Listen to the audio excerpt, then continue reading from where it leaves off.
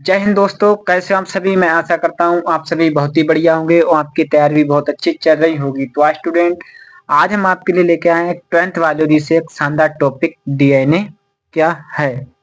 तो आज स्टूडेंट, अब हम जानते हैं जो कि बहुत ही मोस्ट इम्पोर्टेंट क्वेश्चन है, जो कि बोर्ड एग्जाम में हर साल 3 से 4 या 5 या 1-2 नंबरों में जरूर इससे एक नया क्वेश्चन बनता है। तो क्वेश्चन हमारा, डीएनए क्या है? डीएनए अणु की द्विकुंडलित संरचना का वर्णन कीजिए। तो बहुत ही इजी तरीके से समझेंगे डीएनए के बारे में, तो वीडियो के लास्ट तक बने रहिएगा स्टूडेंट। आइए देखते हैं। तो पहले कुछ हम पढ़ने से पहले कुछ इसके बारे में जान लेते हैं कि जो डीएनए है वो सभी प्रोकैरियोटिक व यूकैरियोटिक कोशिकाओं का आनुवांशिक पदार्थ है, यानी कोशिका में पाए जाने वाले केंद्रक का आनुवांशिक पदार्थ है। यह आनुवांशिक सूचनाओं का वाहक है। यह आनुवांशिक लक्षणों को एक पीढ़ी से दूसरी पीढ़ी में पहुंचाता है। आई होप स्टूडेंट, अब अपने क्वेश्चन की तरफ चलते हैं। आइए देखते हैं। डीएनए की खोज वैज्ञानिक फ्रेडरिक मिशर ने 1869 में केंद्रक में मिलने वाले अम्लीय पदार्थ डीएनए की खोज की। जो फ्रेडरिक मिशर थे, इन्होंने डीएनए की खोज की। अब बढ़ते हैं संरचना की खोज की तरफ। आइए देखते हैं। डीएनए संरचना की खोज, डीएनए अणु की द्विकुंडलित संरचना की खोज सन 1953 में जेम्स वाटसन व फ्रांसिस क्रिक नामक वैज्ञानिक ने की थी। तो आई होप स्टूडेंट इतना आपके समझ में आ गया। लेकिन कभी कभी क्वेश्चन पूछ लिया जाता है कि डीएनए की खोज किसने की, तो आपको बताना है फ्रेडरिक मिशर ने। अगर पूछा जाए कि द्विकुंडलित संरचना की खोज किसने की, तो वो की थी जेम्स वाटसन व फ्रांसिस क्रिक ने। तो यहाँ पर बहुत ही ध्यान देने की बात है। कभी कभी स्टूडेंट ऐसे करते हैं कि उन्होंने पूछा डीएनए की खोज किसने की, तो उन्होंने लिख दिया जेम्स वाटसन। या कभी ये पूछा डीएनए ने की द्विकुंडलित संरचना की खोज किसने की, तो उठा के लिख दिया फ्रेडरिक मिशर ने। तो ऐसा नहीं करना है स्टूडेंट। यहाँ पर अगर डीएनए की खोज पूछे तो फ्रेडरिक मिशर, और द्विकुंडलित संरचना की खोज तो जेम्स वाटसन व फ्रांसिस क्रिक।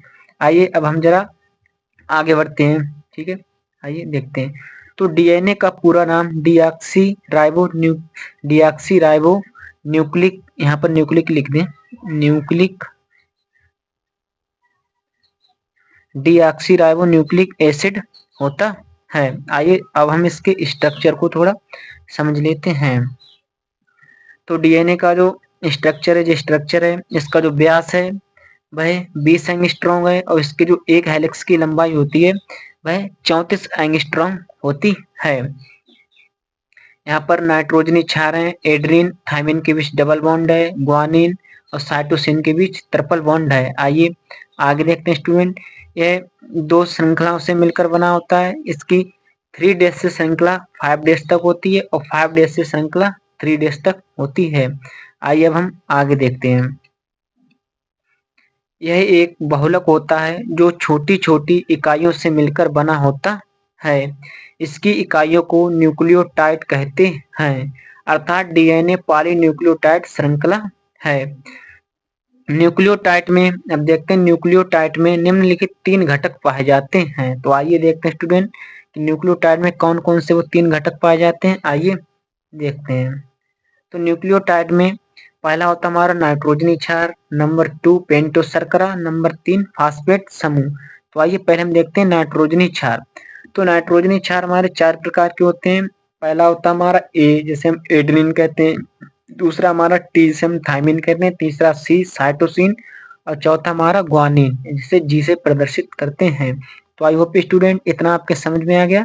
अब हम चलते हैं आगे की ओर। आइए देखते हैं। यह जो हमारे नाइट्रोजनी क्षार हैं, यह एक जोड़े के रूप में उपस्थित होते हैं। इनके एक जोड़े को प्यूरिन कहा जाता है, जिसमें एडेनिन और साइटोसिन रहते हैं, और दूसरे जोड़े को पिरिमिडीन, जिसमें साइटोसिन इसमें साइटोसिन और ग्वानिन रहते हैं। आई होप स्टूडेंट इतना आपके समझ में आ गया। यानी कि इसके एक जोड़ी को प्यूरिन कहते हैं, जिसमें एडेनिन वे एडेनिन और थायमिन रहते हैं। एडेनिन थायमिन, सॉरी स्टूडेंट, यहाँ पर थायमिन होगा, थायमिन, ठीक, यहाँ पर थायमिन होगा। और दूसरे जोड़े को पिरिमिडीन, जिसमें साइटोसिन और ग्वानिन रहते हैं।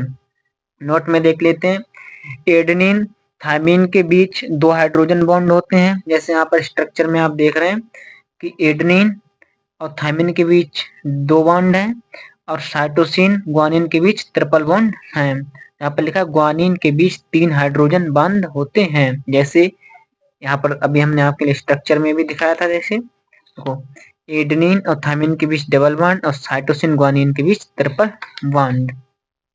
तो आई होप स्टूडेंट आपके टॉपिक अच्छी तरीके से समझ में आ गया होगा। अगर वीडियो पसंद आए तो वीडियो को लाइक करें और चैनल पे नए हैं तो चैनल को सब्सक्राइब करें।